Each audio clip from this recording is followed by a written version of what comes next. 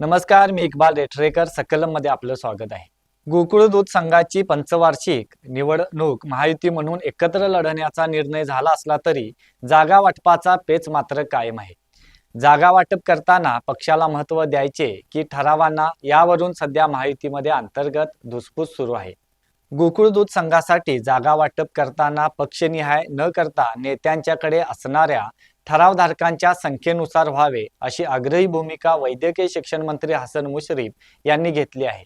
याशिवाय जोपर्यंत ठरावधारकांच्या याद्या अंतिम होत नाहीत तोपर्यंत महायुतीचा जागा वाटपाचा फॉर्म्युला अंतिम होऊ नये, अशी मागणी देखील त्यांनी केली आहे. परंतु ज्यांच्याकडे जितके ठराव आहेत त्याप्रमाणे 150 ते 200 ठरावांच्या मागे उमेदवारी अशी अट घातली आहे. त्याचबरोबर ज्यांच्याकडे ठराव जास्त त्यांनाच उमेदवारी, असा फॉर्म्युला मंत्री हसन मुश्रीफ यांनी व्यक्त केला आहे. त्या पद्धतीनं जागा वाटप करण्यावर महायुतीमधील नेत्यांच्या चर्चा सुरू आहेत. महायुतीच्या सर्व नेत्यांनी हा प्रस्ताव मान्य केला तर हसन मुश्रीफ हे सर्वाधिक जागेवर आपले उमेदवार देऊ शकतात.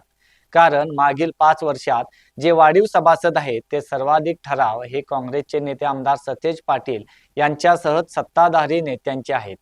परंतु मंत्री हसन मुश्रीफ यांचा हा फॉर्म्युला महायुतीमधील भाजप आणि शिंदेसेना जनसुराज्य पक्ष हे मान्य करणार काय, असा सवाल देखील आता उपस्थित होतो. गोकुळची पंचवार्षिक निवडणूक महायुती म्हणून एकत्रितपणे लढण्याचा निर्णय झाला असला तरी जागा वाटप करताना पक्षाला महत्त्व द्यायचे की ठरावांना, यावरून सध्या चर्चा सुरू आहे. गोकुळसाठी पक्षीय ताकदीपेक्षा ठरावच निर्णायक ठरतात. त्यानुसार गोकुळवर सत्ता मिळवण्यासाठी मतदार नाही तर दूध संस्थांचे ठराव महत्त्वाचे असतात. त्यालाच जागा वाटपामध्ये अधिक जागा मिळाव्यात, त्यासाठी मंत्री मुश्रीफ यांनी प्रयत्न सुरू केल्याचंही सांगितलं जात आहे. त्यामुळं ठराव हाच जर आघाडीतील जागा वाटपाचा निकष झाल्यास तो भाजपला मान्य होणार का, हा प्रश्न देखील आहे. मंत्री मुश्रीफ यांनी काही दिवसापूर्वी झालेल्या मुंबईच्या बैठकीत तसे सुतोवाच देखील केले आहेत. ठराव गोळा करण्यासाठी प्रक्रिया पूर्ण झाल्यानंतर जागा वाटपाची प्राथमिक चर्चा सुरू होईल, असे सध्याचे चित्र आहे. अशा परिस्थितीत भाजप, शिंदेसेना आणि राष्ट्रवादी या तिन्ही पक्षांना प्रत्येकी 7 जागा देण्याचा फॉर्म्युला ठरला असल्याची चर्चा देखील सध्या सुरू आहे.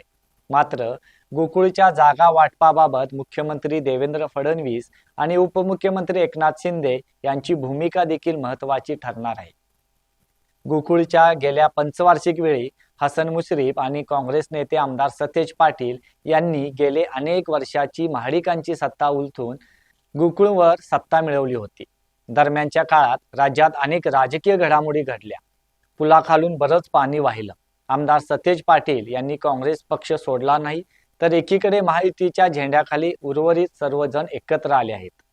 त्यातच जिल्ह्याच्या सहकाराच्या राजकारणात मंत्री हसन मुश्रीफ आणि काँग्रेस नेते आमदार सतेज पाटील हे दोघे एकत्र दिसतात. सहकारात पक्षीय जोडे नकोत ही भूमिका घेत हसन मुश्रीफ यांनी सतेज पाटील यांना सोबत घेतल्याचं दिसून आले आहे.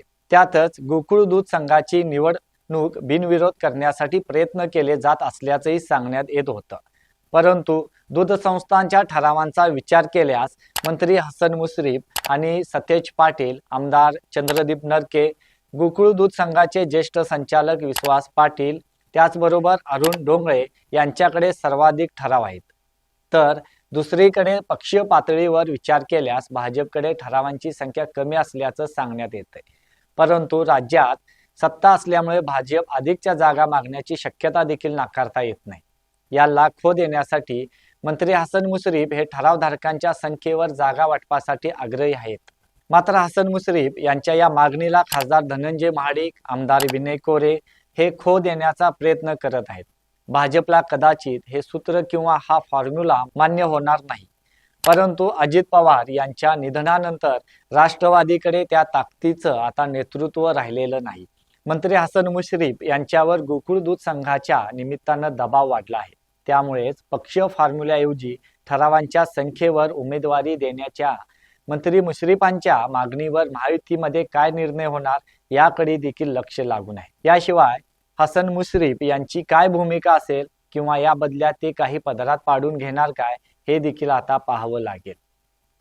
धन्यवाद.